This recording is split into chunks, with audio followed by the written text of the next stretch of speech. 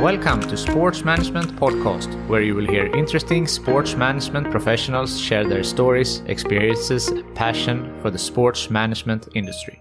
I am your host, Marcus Philipson. Today's guest is Stephen Taylor Heath, the partner and head of sports law at JMW Solicitors. Stephen has been in the sports business for almost 30 years and has experiences from working with football clubs, agents, promoters, boxers, and much more. Recently, he has been involved with some very interesting projects, like the NFT Ukraine project and Modest Golf Management, co-founded by pop star Niall Horan. More about this, Stephen's journey through sport, and much more, coming right up. Stephen Taylor Heath, welcome to Sports Management Podcast. Good afternoon, Marcus. So you are a partner and the head of sports law at the JMW Solicitors. So can you tell us a little bit about your role? Yes, thank you. I'm head of sports law at JMW, which means I head up a team of lawyers. JMW has 3 offices, Liverpool, Manchester and London. I'm a specialist sports lawyer, as it were, so I mainly focus on servicing sports clients, but our sports team has lawyers in various different departments like intellectual property, employment, matrimonial, property and the like, who look after clients in the sports sector. So we outward facing are a sports team, but we're not all, as it were, just purely sports lawyers. So I've been a lawyer since 1993. I've been carrying out sports law related matters since about 1995. My first case was before the British Boxing Board of Control for a former world champion boxer called Joe Calzaghe. And really, I've been doing this type of work ever since. That's great. You said that you have done some law work also outside of sports. And I've had some other sports lawyers on previously, and they say that employment law is the one that they feel have benefited the most. Would you agree with that? I would. It can be misinterpreted when you say I'm a sports lawyer. The question is, what does that mean in relation to what's your specialisation? And of course, athletes are people, and the owners of sports clubs are companies. So they're subject to company law, they're subject to regulatory law. People have the same personal issues as everybody else. And where it is more specialist is really in relation to the regulation. So each sport has a governing body and it has its own disciplinary framework, for example, and it has rules and regulations that are specific to that particular sport. So if you are going to advise clients that are operating in that sector, you need to understand those rules and regulations. And if you go to a disciplinary, for example, before a particular governing body, that disciplinary panel and the procedure will not be the same as if you appear in a court of law, for example. So the fact that you've trained to be a litigator wouldn't necessarily mean that you can deal with a dispute that's before a particular governing body. So you need to understand those particular regulations to advise in relation to that. But as you say, what can be lost sometimes is that if you've got a footballer who is employed by a football club, then he's employed under an employment contract. And so employment law does apply to him. And you can't have a rule and regulation that is in breach of the natural law of the land, whichever country you're in. Yes, that's a good point. And yeah, you alluded to it that there are different regulations in different sports, and you are working in a wide variety of sports, for example, football, racing, boxing. Yes. So what is it that can differ mostly between the different sports?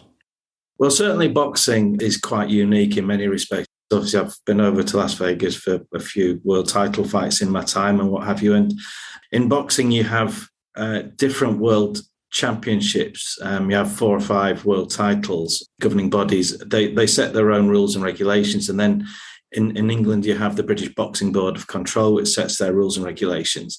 In America, for example, you have state athletic commissions, and each state has its own athletic commission, has its own set of rules and regulations. So when you're dealing with a boxing type matter, you have to take all of these different regulations into consideration, and the fact that each governing body will have its own rules. And boxing is run on quite a traditional way in many respects. And the British Boxing Board of Control have their own contracts and they have their own licensing system. So if you want to operate in boxing, in an official capacity as a manager or a promoter or a trainer, then you have to be licensed by them, which means that firstly, you have to meet their criteria. And secondly, you are subject to their rules and regulations. So you would need to have an understanding of those particular areas in order to advise clients in that sector. Then, of course, you've got football and you have the different governing bodies in football who all are setting their own rules and regulations. And if you're advising a footballer, a professional footballer at the top level on a commercial level, so you're advising him in relation to his sponsorship agreements and things like that, then you have to look at the commitments that he's got to his team and potentially to his national team. And then he has his own individual sponsors as well. So you can imagine that there's quite a pyramid of rules and regulations that you have to consider. And dare I say it, Marcus, that not all sports are regulated equally. So what we have in England is there is a greater degree now of proper regulation of sport, because a lot of sports, unlike football and rugby to a certain extent, are very dependent on government money. And the government will only invest that money if the governing body meets certain standards of regulation.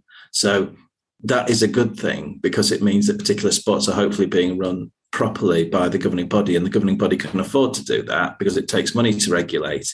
It takes money to have a disciplinary procedure. It takes money to investigate matters. So the money comes in for the regulation, but in order to get that money to fund that regulation, you basically need to be producing athletes that are competing well at, say, the Olympics or internationally. Yeah. If you're talking about boxing, you have worked, quite a bit in boxing. You are also the general counsel for Box Nation, and you have worked for the Tyson Fury, Deontay Wilder fight. So what is it that you work with that? Yeah, I have worked with Box Nation. I have worked with for many years with the boxing promoter Frank Warren, who is a promoter of Tyson Fury.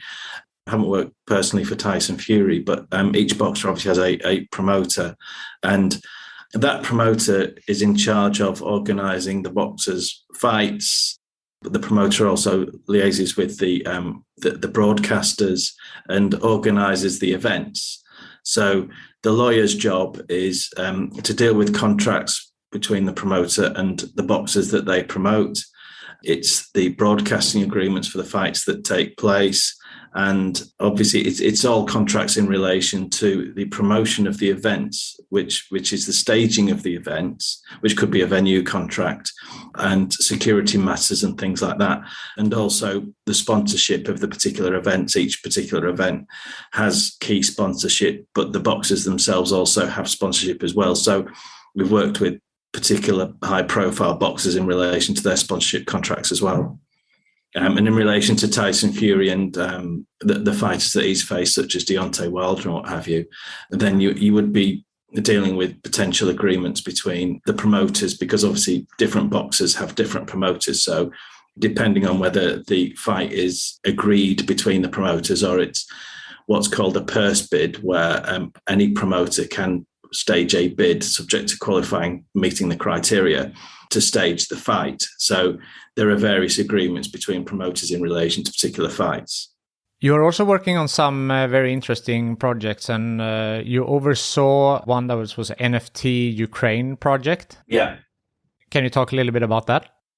We were asked to get involved in relation to the legal work for pitching for Ukraine, and that is the creation of an NFT, the proceeds for which will go to good causes in Ukraine. The NFT itself, you're probably aware of what NFTs are now, so I won't go into great detail about what them, but obviously it's a unique piece of memorabilia which is created, which uses part of the intellectual property of the Ukrainian football clubs. So, for example, Shakhtar Donetsk, their image rights. And so you have to acquire those rights from the club, which are then integrated into the NFT to create the NFT. You then have to have a platform to sell the NFT. So you have an agreement with the club to acquire the rights to create the NFT. Then you have a platform agreement to sell the NFT. And then you need to have a means for the proceeds from the sale of the NFT finding its way to the good causes in Ukraine.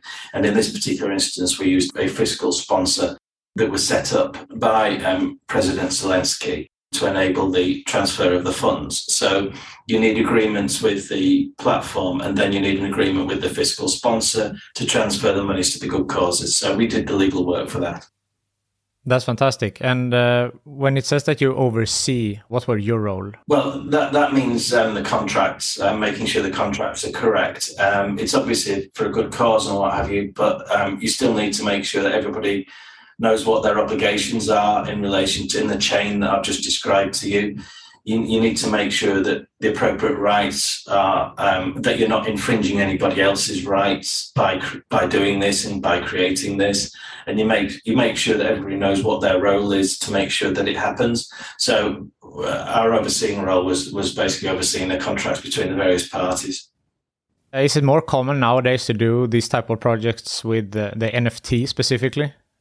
Well, virtually every club now has joined the bandwagon in relation to creating their own NFTs. There is obviously a bit of mystique in relation to NFTs and what have you. And when you buy an NFT, you buy an NFT through what's called a smart contract, which is code that's embedded within the NFT. Now, that is an extremely specialist area, and it's something I don't do smart contracts. But if you take away the fact that it's an NFT, the legal principles that are involved are very much the same as a club providing its imagery and its rights to a sponsor who wants to be associated with the club. So if you've got a shirt sponsor or you've got a marquee sponsor of a club, that sponsor wants to acquire certain rights to use the club's imagery to promote themselves. And that it's the acquisition of that imagery and the sponsor agreement that is something that a sports lawyer deals with quite often for a sponsor or a club. And it's the acquisition of that imagery from the Ukrainian clubs that was important in relation to this. So whilst there is obviously some unique elements to a deal involving NFTs, there are some common principles to most deals as well. But yes, certainly the idea of NFTs and the idea of clubs using their imagery to create those NFTs is definitely a growth area. Talking a little bit about JMW, the firm that you work for and are a partner at, they recently retained a ranking in the Tier 2 of sports law in the Northwest, and you were also ranked as a leading individual. What does this ranking mean? Well, I'm pleased to say you can't vote for yourself, so I haven't awarded myself a leading individual role. So effectively, Legal 500 will interview your clients and they will ask you what type of work you're dealing with, and if they think that the type of workload that you're dealing with and the type of clients you've got and what your clients say about you merit you having this ranking, then you are given this ranking. So to be categorized as a leading individual, some of the other people in the leading individual bracket are people that sit on the Court of Arbitration for Sport and the like. So it's a pretty high quality field of people. So to be actually within that bracket is quite an honor, really. But it's the rankings in relation to the firm relates to the quality of the clients that you've got and the quality of the people that you've got. They go hand in hand, really. If you haven't got the people, then you won't get the clients. If you've got the clients, then people want to join you. So, if you want to build up a sports law practice, then if you've got some marquee clients, then it makes life a little bit easier, because quite a few people have an interest in sport, but they don't necessarily know what it involves, and they might want to have a career in sport, and they might not know what it entails. Showing my age, obviously, but when I qualified as a lawyer, you didn't study sports law when you were at university and what have you. You simply acquired an understanding of what it was in practice by acting for clients that are in the sports sector. Now, obviously the sports training marketplace has widened, and you can actually study sports law at university and have a better grounding of it before you actually become a lawyer. And I think that's very useful, obviously, because you have an understanding of it. But I might say this, wouldn't I? But effectively, there's no substitute for the experience of actually advising people in practice. I worked in-house for a while at Leeds United, which is a Premier League football club local to myself. And when you are in-house as well, and you're not just advising clients by phone or by email or by letter, but obviously your door's always open and your client is always there. And you never know what the next question is going to be that comes through the door. And so that is a steep learning curve, but is also an excellent way of learning as well. So it's important to have an understanding of the basic concepts that apply to sports law. So, for example, it would be good to have a grounding of the basic principles that would go into a sponsorship agreement, what have you. But until you actually deal with one, you can't anticipate what practical problems might come up. And your clients will not just expect you to advise on a sheet of paper as to what the law says. They'll want to know what the practical application of that is. And that mainly comes through experience.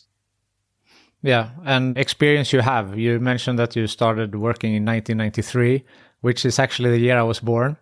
So you've been around and very experienced. And I'm very interested to see about how you started your career and how later you got into the sports sector. Well, when I qualified, we had a system called Articles of Association, which is basically the same as your 2-year training contract. So you do the 3 years at university, you do the 1 year at law school, and then you do your 2 years training. But as I say, you didn't have a seat which within your training that would be sports, for example. So you would effectively acquire your grounding in the sports, firstly from obviously having an interest in the sport, but secondly, really in advising clients in that particular sector. So, as I say, if you were advising somebody that was involved in boxing, then you'd immediately have to go to the British Boxing Board of Control website and look at what their rules and regulations are.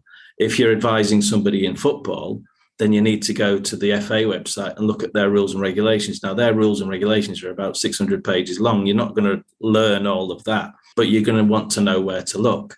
If you're going to advise somebody in athletics, then you're going to need to go to the governing body's athletics website and you're going to need to know what their procedures are. If you're doing a normal training contract, then, for example, if you're doing litigation, you will have a grounding in what your local court's procedures are.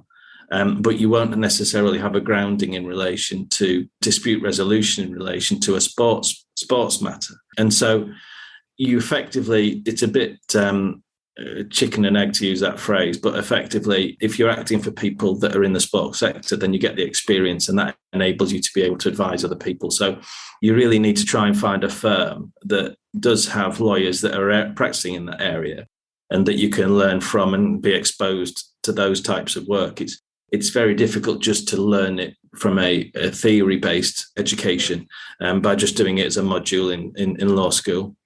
Yeah, so one of my questions are usually, what is your best advice for young people who wants to take a similar career path as you do? So obviously you need to be a lawyer, but also I understand from you that like taking an internship or just, do the work. Yeah, exposure is the key.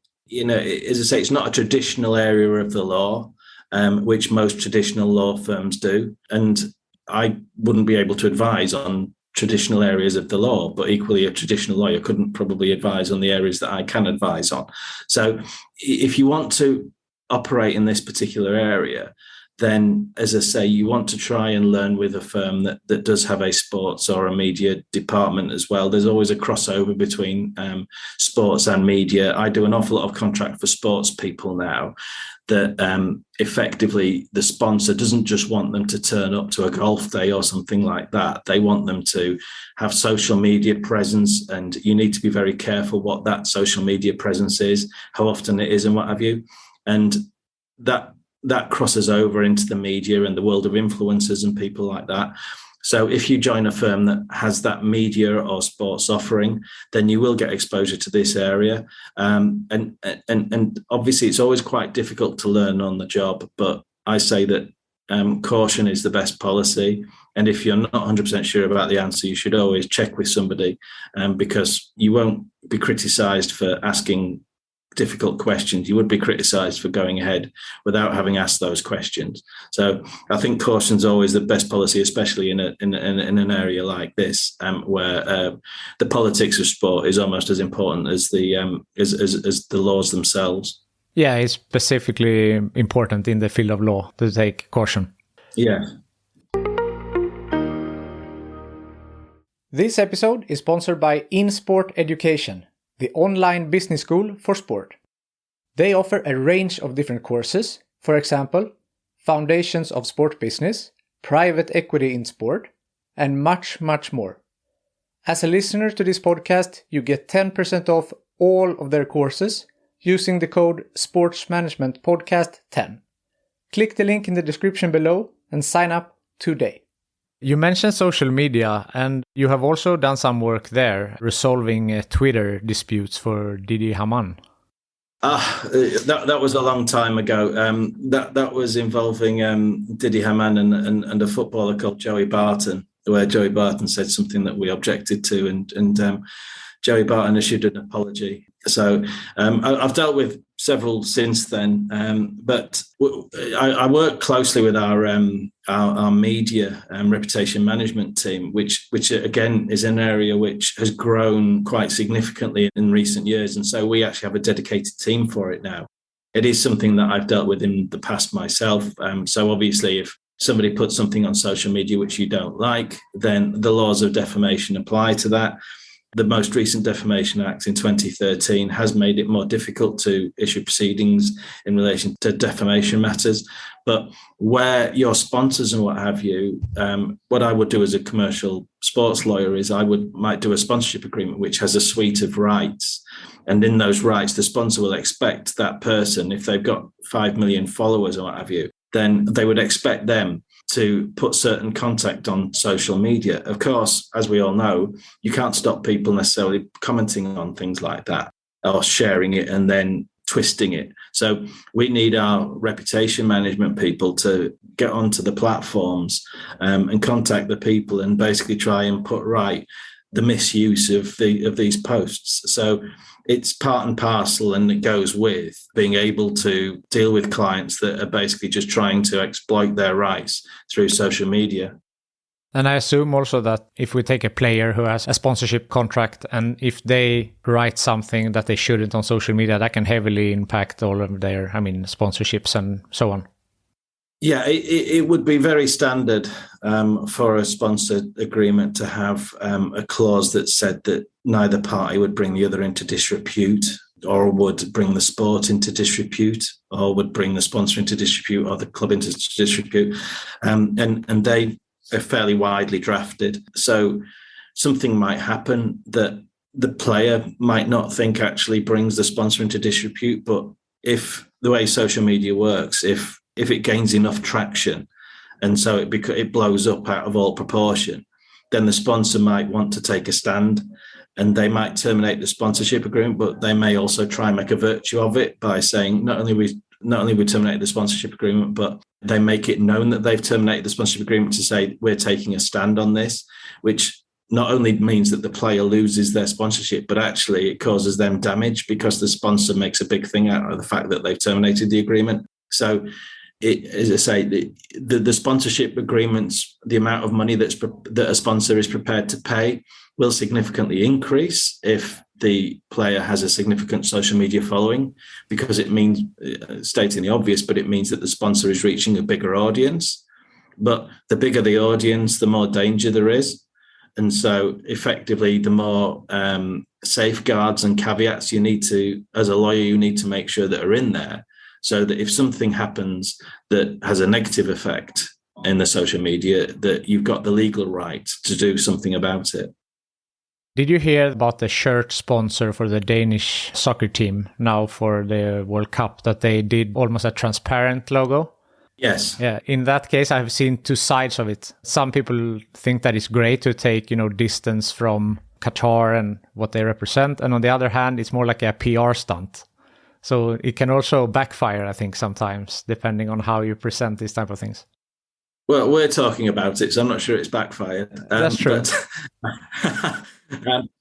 My colleague, actually, Ben Pepe, who's a commercial specialist in the London office, has been commenting on this as well. So, as you say, if you're talking about PR and what have you, then you have commercial aspects of it. And at the end of the day, that's something for the PR teams to look at. Is this worth doing? Because it's going to get us a lot of PR. From a lawyer's point of view, that crosses over almost into sort of like ambush marketing type territory. One of the things we do deal with as lawyers is ambush marketing, where somebody is not an official sponsor of a particular event, but they try and have an association with that event in order to gain from that.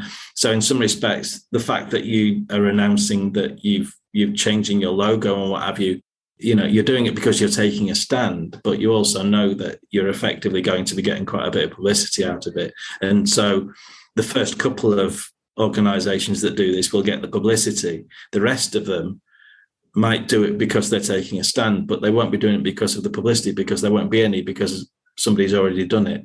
So it'll be interesting to see if other sponsors do it, because if they are doing it, then they are doing it because they're genuinely taking a stand, because the shock value of it is dissipated now because somebody's already done it. So it'd be interesting to see who follows suit.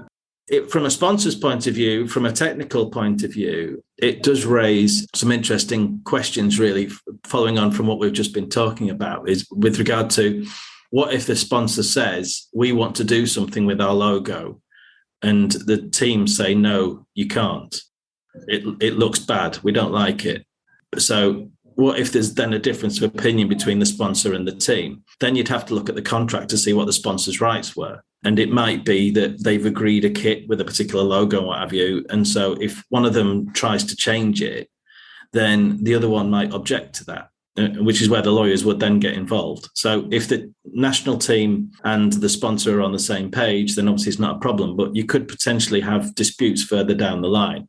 And there have been some disputes in other areas with regard to sponsors wanting to do certain things with regard to their strips and what have you, and clubs wanting to do certain things with their strips to show support for certain causes, and there might be a difference of opinion with the actual kit manufacturers or the shirt sponsors who are affected by this. So that requires, firstly, obviously, dialogue, but secondly, for the lawyers to look at the contract. That's definitely interesting. And you mentioned Ben Pepe, who is a previous guest also on this podcast. So you saw Ben before me? Well, that puts me in my place, doesn't it? I'm always the bridesmaid, never mind. No. And also with the ambush marketing, I've talked to Michael Payne from who used to work for IOC. Yeah. So it's a lot of interesting, legal parts of sports for sure.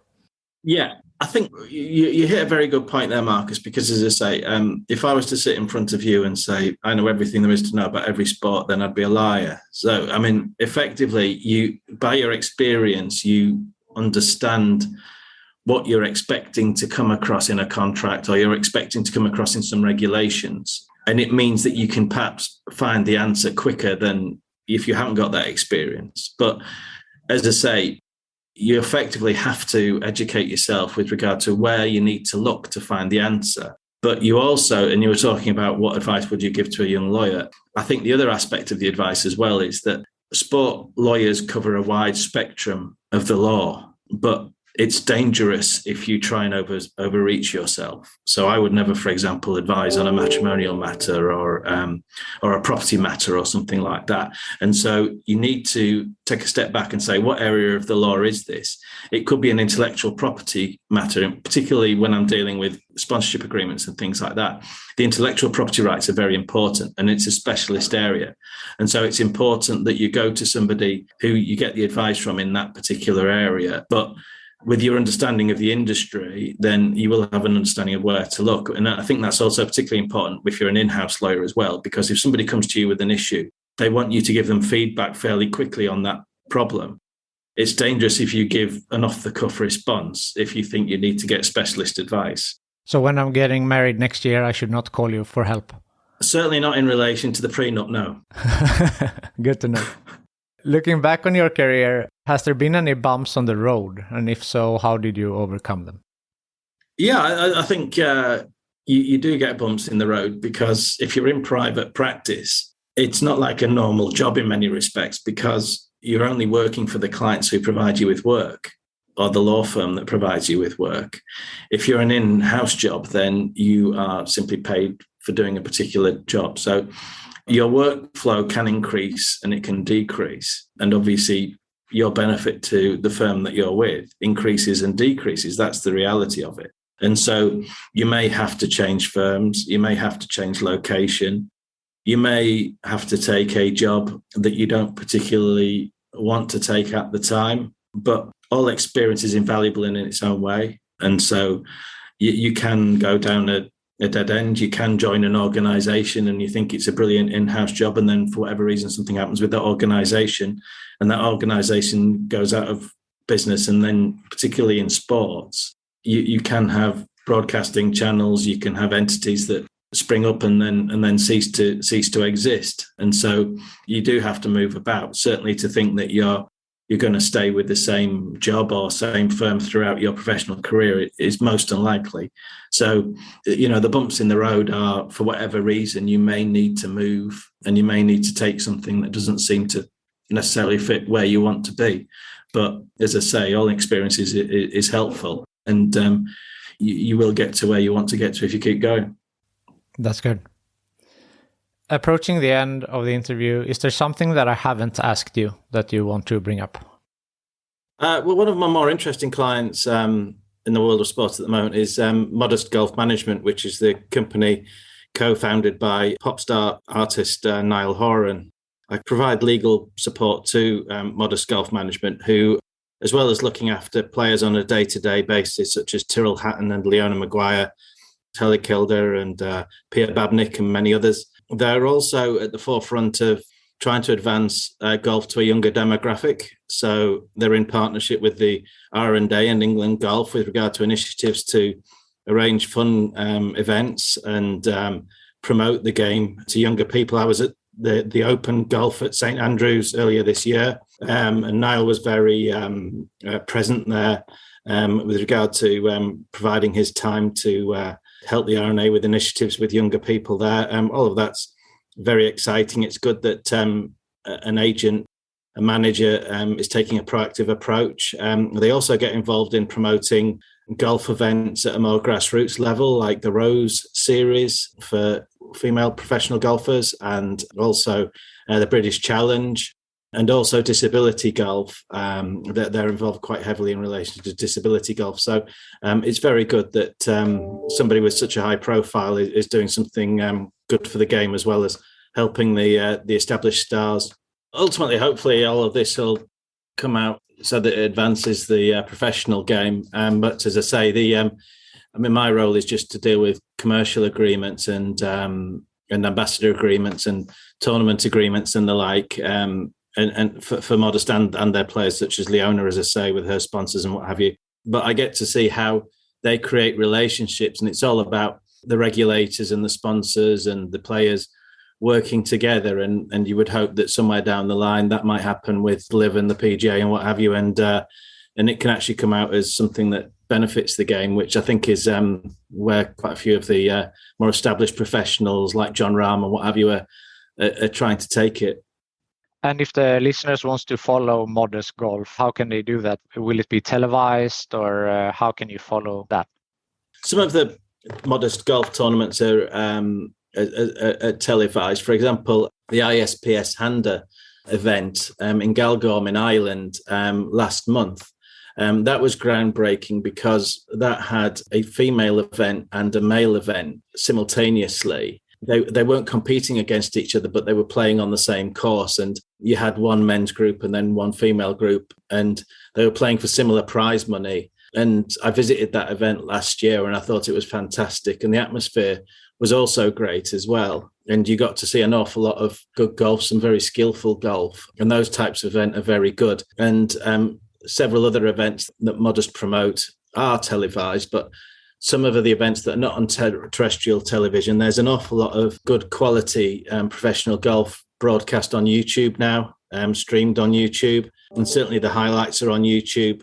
So these type of events, I know the Rose Series is shown on Sky TV in England, and so if your local TV channel, wherever you are, doesn't show it, then you can go to YouTube and you will see these events being streamed there. Even Live Golf, for example, at the moment is streamed on YouTube, although it's not broadcast terrestrially. So there's an awful lot of good content on there. The last question that I ask everyone is, if you could choose the next guest on this podcast, who do you think I should talk to? Well, there's two people you could talk to. For example, you could talk to Mark McDonnell, who runs Modest Golf Management. As far as colleagues are concerned, just following on from what we're talking about, I've got a call this afternoon with my colleague Rebecca Young. Rebecca heads up our reputation management team. And as I say, that's a specialist area now. The big thing about players trying to help sponsors and attract followers on social media, reputation management is also a big thing now. And so you could probably talk to her about what she's doing in relation to helping sports people. Yeah, that sounds very interesting, both of them. Thank you. Good names. Stephen, thank you so much for taking the time to be on the Sports Management Podcast. Okay, thank you. Bye-bye. Thank you for listening to the Sports Management Podcast. Please hit the subscribe button so you don't miss out on any upcoming episodes. Also, feel free to leave a comment about what you thought about this episode. If you want to get in contact with me, send an email to sportsmpodcast@gmail.com or hit me up on Facebook, Twitter, or Instagram @sportsmpodcast.